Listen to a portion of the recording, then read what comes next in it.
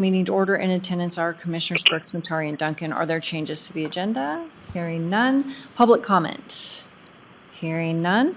Our first item, BOCC direction on the FY25 budget, and I will let our Finance Director, Brandy Falcon, lead the way. Good afternoon, Commissioners. Brandy Falcon for the record. Today, I am going to go through some specific items, getting your feedback and direction for the development of our FY25 budget cycle. The budget is open right now in the test environment in New World, and then next Friday is when it will open in live, where departments can start going in and inputting their budget requests for the next fiscal year. So I'm going to start with personnel. I've done my best to kind of bullet point a lot of these issues, but please jump in if there are other things that you wanted to discuss or what have you. So for personnel, the same as last year, I would ask that we don't allow individual step requests from departments. I would say that we want either everyone in the county to get a step on their anniversary date or no one at all. That's the board's direction. If there's a situation where a director or department head feels there might be some compression or a justified reason for a step, they can discuss that with HR. But as far as just general requests for steps, just because they want steps, we don't want to allow that. So I'd like any feedback if you guys agree or disagree with that. Okay. Bill, are you okay with no individual steps, just the county as a whole? Yes, I am. I would like, though, just so there's no confusion on the part of department heads, a definition from HR as to what compression is. Because a lot of people have asked for increases and said, oh, it's compression. And I don't think they know what they're talking about. Sure. Did you want HR to chime in right now or just as people come? No, but I think I agree with Brandy. I think that's exactly right, that we shouldn't have a free-for-all. But when people find that the word compression somehow magically opens the gates, you hear it a lot. Okay. And I would like to have a definition so someone can say, yes, that applies to this situation here. Okay. Yeah, I agree with what Brandy said. You know, that's what we set up last year. Yep. So let's All right, continue with that. 3. Perfect. And then going next down the list in personnel, I would ask that all new personnel requests, except for overtime increases and new FTEs, would be reviewed by HR before getting added to the budget. If a department is adding a new position that is totally new and has not existed before in our county, it needs to be graded and have a job description assigned to it. That would need to go through HR. But if it's a new FTE, like another patrol deputy, a position that we already have a description for, they can just go ahead and submit that without HR review. But everything else, I think I'd like to have HR review it. We did that last year, and it really did help when it came to board deliberations for the board to know that HR had reviewed all of those requests. Yeah. Bill, is that a yes? I think that's a yes, absolutely. All right, Bruce? Yes, it's a yes. Okay, 3. Perfect. Next would be giving every employee in the county a step on their anniversary date. I'm not asking you to decide that today, yes or no. I did want to bring it up because it's something that is going to be talked about during the budget cycle. My goal is to provide you a calculation as to the cost of that, and the board can deliberate throughout the budget cycle on if that's something you want to approve or not. So as long as you're okay with me at least providing it to you. And we did that the same last year. We did that last year. Yeah. Okay. Can you tell them the cost? Oh, and then last year, just so you know, the anniversary steps cost about $860,000. Okay. So the steps do tend to be the cheapest personnel increase option. So, and then obviously the countywide COLA. I usually rely on HR to provide a suggested percentage for a COLA, and they'll have that to me in time for our budget kickoff on June 4th. Okay. Again, you don't need to decide today if you are going to or not going to approve a COLA, but I would like to at least provide you the calculation at the budget kickoff, and you guys can deliberate throughout the budget cycle. Okay. On that as well. Mm-hmm. I do need some direction on what you're thinking for elected official wages. I know last year I believe we said we would do 6% below Canyon County. If you want to look at doing that again this year, if you have any direction on what you want to do with elected official wages for this next budget cycle. Okay, Bill? Well, let me go back to COLA real quick. Again, I would like a definition what we're going to, because there's a number of different ways COLA can be calculated. And I think we should all agree on how it's going to be calculated and go from there.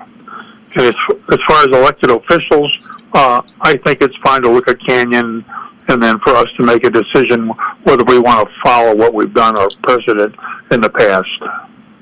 Okay, and then I believe it's the CPI Intermountain West. Sylvia, did you want to? Yeah, we do use the mountain areas, CPI, UW. I can't remember, unfortunately. Sorry about that. But I'll go back and look at our notes and then use that same range, because it was Okay. like Montana, over in our area. I think it might have pulled Colorado, but I'll pull that for you. Okay. I think that's a good idea. Okay. Okay, great. All right, Bruce? I really wasn't thinking that we would do anything for elected official wages this year. I've looked into, how we could set up some sort of a policy that made a lot of sense. And what it really comes down to is, how do you want to look at it? Do you want to look at it by number of positions compared to another county? You want to look at it by square miles? You want to look at it by population? There's so many different ways. I think 6% behind Canyon is a fair number. And I think it's something that we should look at every 2 or 3 years, but not every year. The other reason why I'm a little reluctant of doing it every year is because then what I have discovered is that many other counties look at the other counties. And so if we make an adjustment this year, well, they're going to make an adjustment, and then it's just going to be these constant adjustments. And I don't think that is an appropriate way to determine elected official pay. I think it should be a little slower as far as when we look at it, but we should find some methodology that's equitable compared to the amount of responsibility and similar size county. So I'm not really interested in looking at that this year. I would agree with that, and I would definitely be interested in getting some type of parameters or sideboards like you're talking about, how we can look at the responsibility compared to other similar-sized counties, so. Yeah. Yep, okay. I'm just going to write down for elected officials, if we do end up doing a countywide COLA, which we don't know yet if we will, I assume you would want that to apply to the elected officials as well? Or do you not know yet? I would just say, I don't know for me yet. Okay. Just depends on what it looks like and what the numbers are. I mean, the one thing I don't want is for people to go backwards when they apply for a position, that kind of thing. But I think I'm more interested in the sideboards and figuring out when to look at elected officials' pay and what the parameters would be to go forward on that. Okay. So I'm just going to write no adjustments right now for elected officials. Lastly, in personnel, this is specific to patrol. So as you know, we have the board approved a new matrix for patrol deputies for FY24. As a result, the entry-level grade for a patrol deputy is only 1 step. So all of their open positions for FY24 automatically got budgeted at that 1 step. They have asked that instead of getting budgeted at the entry-level grade, that the open positions get budgeted at the regular patrol grade, and I believe it's because a deputy would never be in entry-level longer than like a half a year to a year. And if we were to do it at the regular patrol grade, to be consistent with how we do our open positions for the rest of the county, it would be 97% of market, which would be step 3.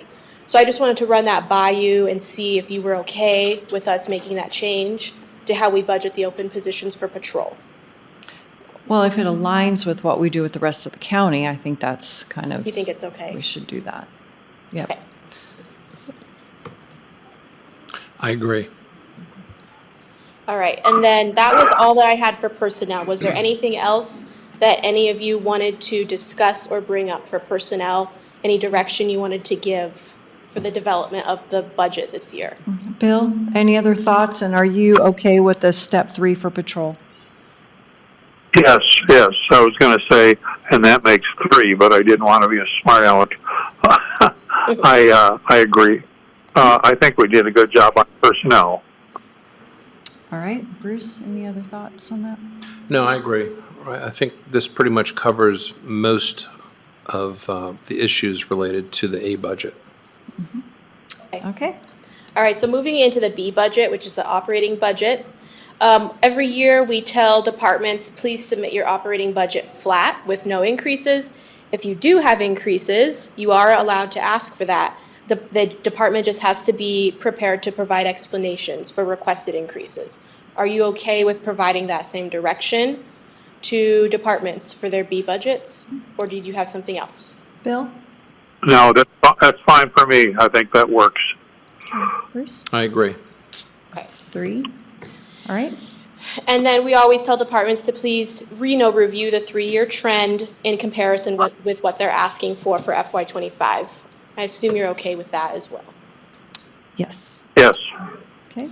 Yes. And then we usually tell departments, don't ask for any new programs unless you can explain how it saves in personnel or operating expenses. A new program, everyone has a little bit of a different definition, but generally I think of a new program as like if the DMV were to open a new office, or I don't know, the sheriff were to start a new special assignment team or something, like a kind of a new offering in the department. That's kind of what I think of as a new program.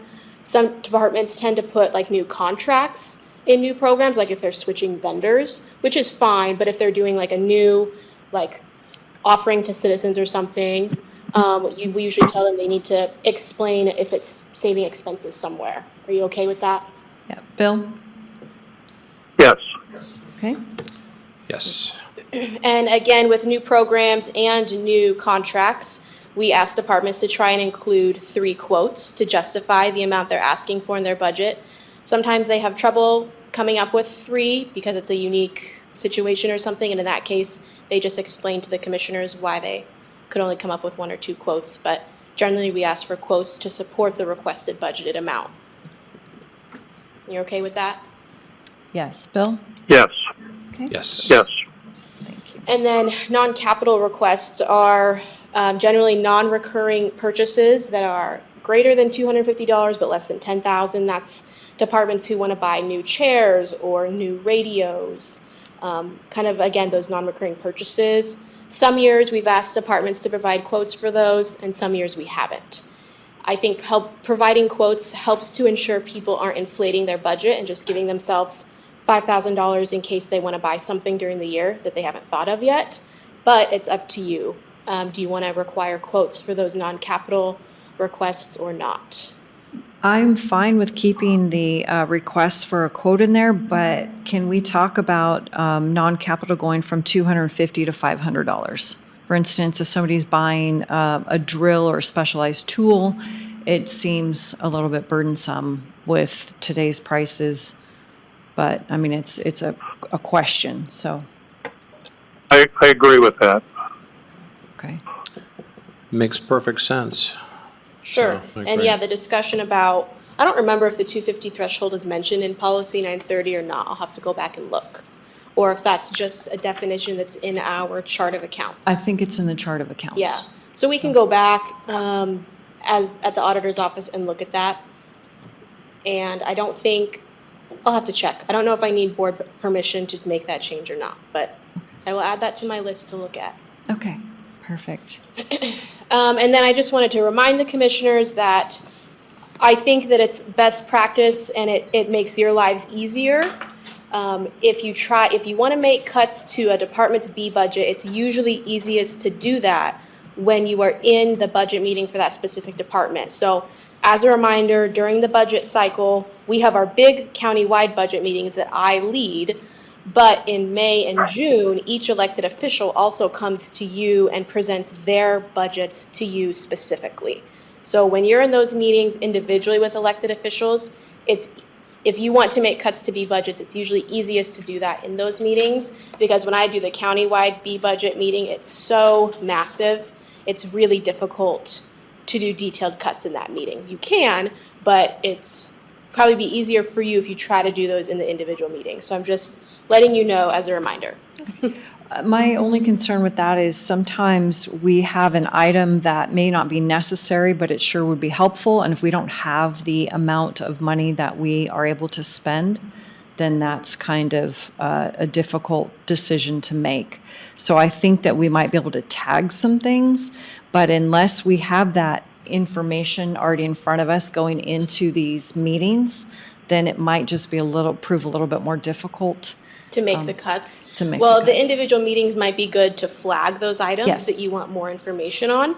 And then in that big B budget meeting, we can, hopefully by then the department has provided either you or myself with that information. So at that big meeting, you could make that decision, yes or no. Okay. Bill, does that sound okay? Yes, it does. All right, Bruce? Yeah, no, that's good. Thank you.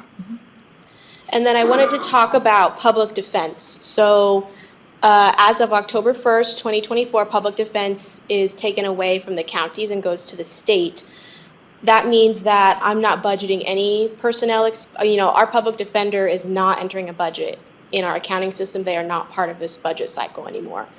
But myself and Leanna are going to make sure that if there are any expenses we still have to budget for them, that they get budgeted. But I need to know from you what that is, because you're in contact with the legislature. And so what I know thus far is rent. Yes. Is there anything else beyond the rent for the public defender's office that I should budget for next fiscal year?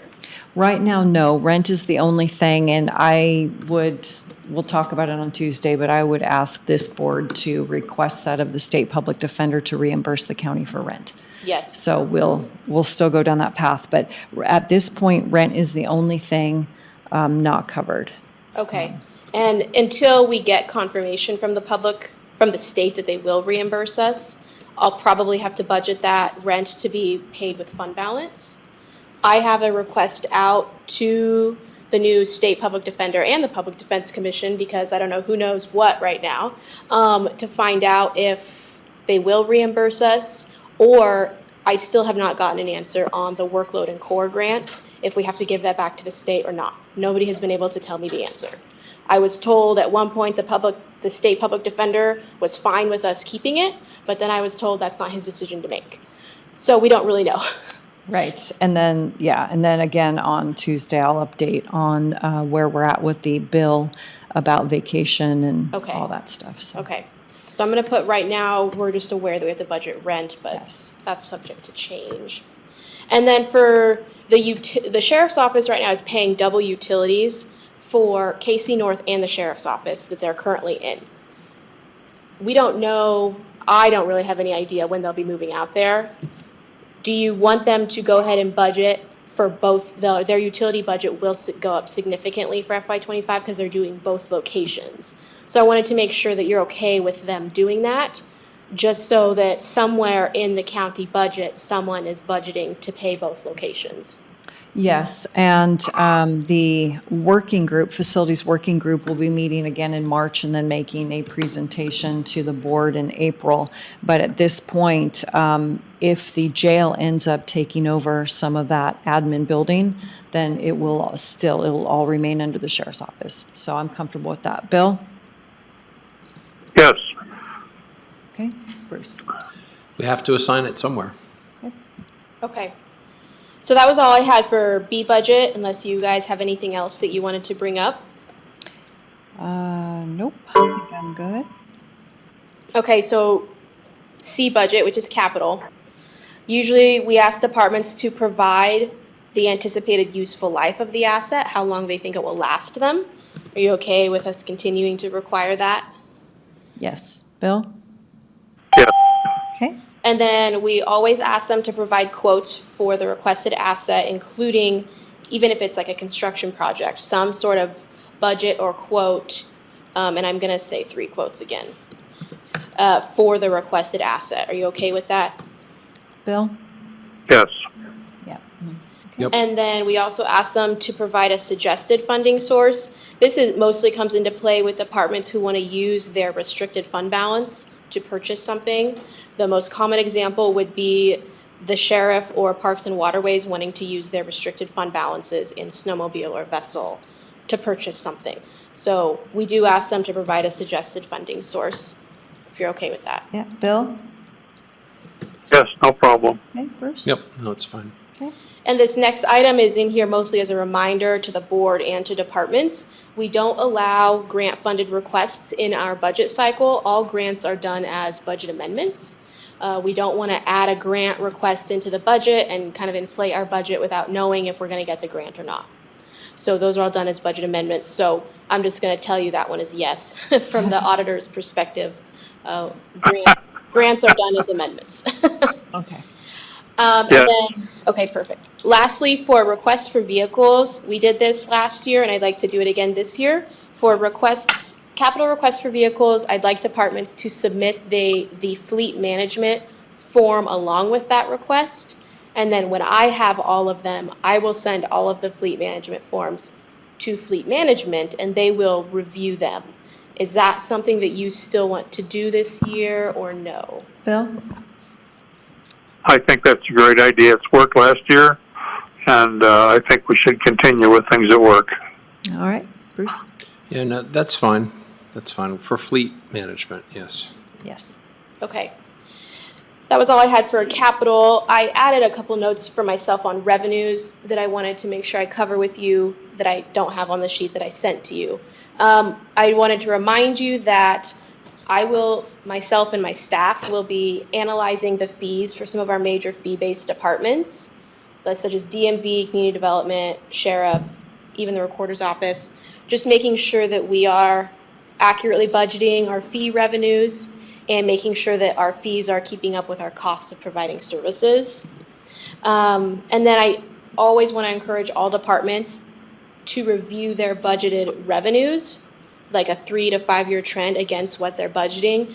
Budgeting revenues is just as important as budgeting expenses, because when we're accurately budgeting our department revenues, that's how we offset property tax.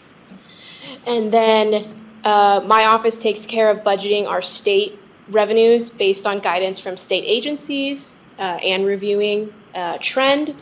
And then the treasurer is responsible to budget our interest revenue. So I just wanted to let you know about those revenue items. Is there anything else for the development of the FY25 budget that you wanted to provide direction on? Bill, anything else? No, I think the auditor has covered it quite adequately. All right, and Bruce? Yes, actually, I would like to look at setting up a little bit more detailed long-term asset planning. I think it's something that we need to start thinking about. I'm not suggesting that we try to implement it necessarily right off the bat unless we can come up with a really good idea. But we have to ask ourselves, how many more years can we stay in this building? You know, I went through the old courthouse before we engaged in the Justice Center expansion, and we had 3 judges in one office. And if we didn't get this federal money to build this expansion project, it wouldn't have happened. And I think it's only prudent that we start thinking about this for the county, because I've seen estimates of our population being as high as 400,000 people in the next 20 years. That's twice the size, more than twice the size we are now.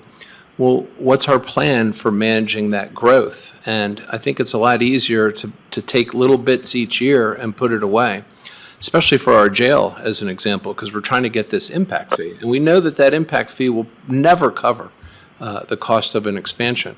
But we should be thinking about that and trying to figure out ways to become more precise with our staffing and levy a little bit here and there every year for savings for these expansion projects that we know we're going to have to invest in.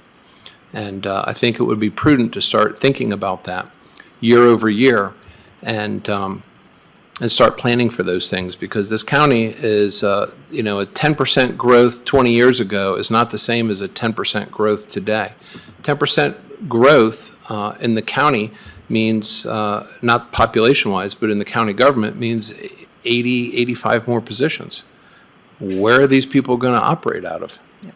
And so I think it's only prudent to start investigating that and seeing what those numbers look like based upon a couple different scenarios.